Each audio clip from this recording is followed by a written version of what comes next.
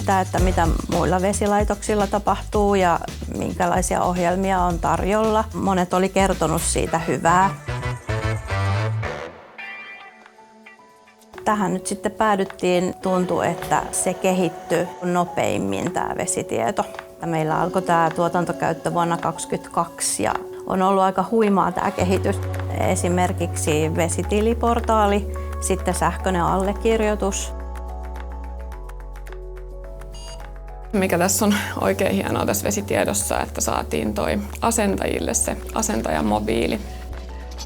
Nykyään kun vaikka meidän asentajat tuolta lähtee mittarin vaihdolle, niin he syöttävät siellä kohteessa suoraan sinne heidän mobiiliversioonsa noi mittaritiedot ja nehän sitten vaan hienosti reaaliajassa ui tuohon meille laskutukseen. Meillä on niinku tämmöinen sisäinen paperien liikuttelu kokonaan loppu. Vesitieto on sujuvoittanut siis prosesseja ja asentajien mobiilin myötä. Se on sen verran joustava ja käyttäjäystävällinen.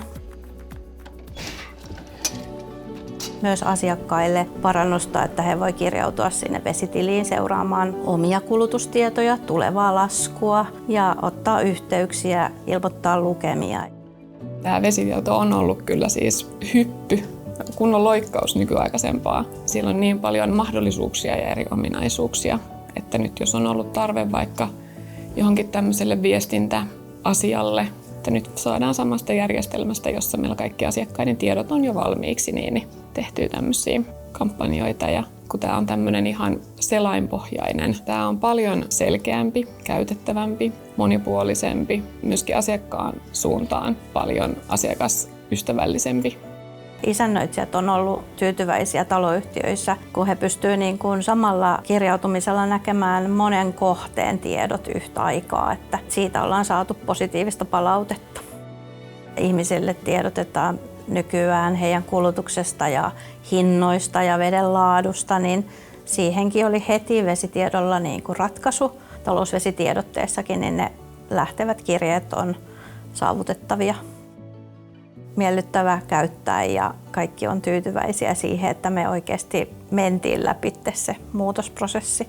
Rohkaisisin muita laitoksia, jotka nyt miettii, että kannattaako vaihtaa. Että kerran se vaan kirpasee, että pienen duunin se siinä vaatii, mutta ehdottomasti on kannattava ratkaisu ollut ainakin meillä. Ei kannata tosiaankaan epäröidä sitä eikä jännittää sitä prosessia, että miten se sujuu, koska vesitiedolta saa niin hyvin tukea siihen muutokseen ja sitten kaikki tiedot saadaan kyllä siirrettyä. Sitten kun tahdottiin, että jää semmoinen historiakanta, niin sekin oli sitten ihan meidän toiveiden mukaisesti järjesty. Vesitieto siis seuraa ihan selvästi niin kuin vesihuoltoalaa, että he niin kuin kehittää jo vähän niin kuin etupainotteisesti sitten näitä palveluja ja vaihtoehtoja, mitä voivat tarjota sitten siinä justiin sopivassa tilanteessa, kun meille tulee se tarve.